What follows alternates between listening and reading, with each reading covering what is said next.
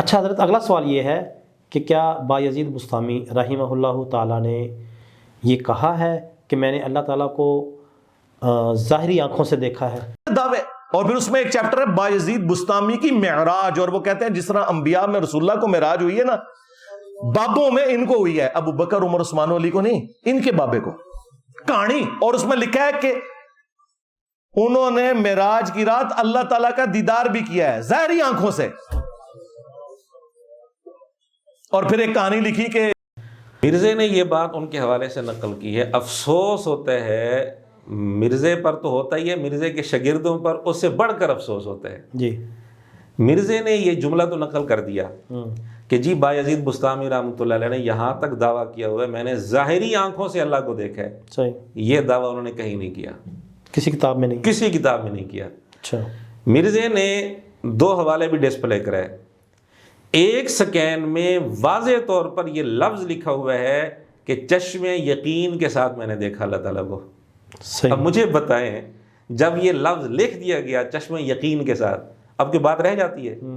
اس کا واضح مطلب ہے وہ ظاہری آنکھوں کی نفی کر رہے ہیں۔ ٹھیک ہے، اب بات کیا تھی، اس نے الٹ کر کے بات کیا بنا دی، صحیح، الزام لگا دیا کہ ظاہری آنکھوں سے دیکھے، حالانکہ واضح طور پر چشم یقین کا لفظ اس سکین میں لکھا ہوا ہے جو سکین مرزا خود دے رہا ہے۔ اس جاہل اسٹوڈنٹ کو بتا دیں کہ چشم یقین کا مطلب کیا ہے، بتا دیں آپ۔ یقین کا ظاہر یقین کی آنکھوں کے ساتھ، یقین ان آنکھوں میں نہیں ہوتا، ظاہری آنکھوں میں دل کی آنکھ میں ہوتا ہے۔ بالکل ایسے ہی۔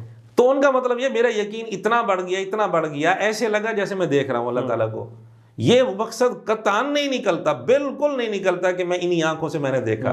جب چشم یقین کا لفظ بول دیا گیا، اب یہ کہنا کہ وہ ظاہری آنکھوں سے دیکھنے کا دعویٰ کر رہے ہیں، یقیناً بہت بڑا جھوٹ ہے، ان پر جھوٹا الزام ہے، بہتان ہے۔ یقین سے مجھے ایک اور بات یاد آ گئی جی، ان پر تو خیر اس نے جھوٹا بہتان لگایا، جو سکین اس نے لگایا مرزے نے، ہم وہ سکین بھی لگا دیں گے، اس میں چشم یقین کا لفظ لکھا ہوا ہے۔ ٹھیک، یقین سے ایک اور بات یاد آ گئی، قرآن کریم میں ہے وَاعْبُدْ رَبَّكَ حَتَّى يَأْتِيَكَ الْيَقِينُ، جی، عبادت کرو اپنے رب کی حتیٰ کہ یقین آ جائے۔ یہاں یقین سے مراد ہے موت آ جائے، یعنی یقین کا ایک خاص فرد مراد تھا۔ ٹھیک ہے، اس آیت سے شاید مرزے نے دھوکہ کھایا یا کیا وجہ ہوئی۔ مرزا کہتا ہے یقین موت کے بعد ہو سکتا ہے، موت سے پہلے یقین ہو ہی نہیں سکتا۔ ایمان اور یقین میں کیا فرق ہے؟ یقین تو موت سے پہلے نہیں آ سکتا، سیدھی سی بات ہے۔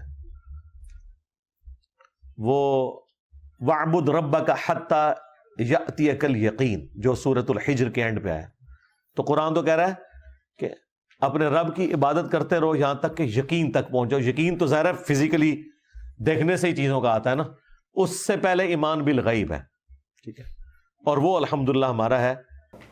جس بیچارے کو اتنا پتہ نہ ہو وہ کیا بایزید بسطامی رحمۃ اللہ کی عبارت کو سمجھے گا؟ کہتا ہے یقین موت کے بعد ہو سکتا ہے، موت سے پہلے ہو ہی نہیں سکتا۔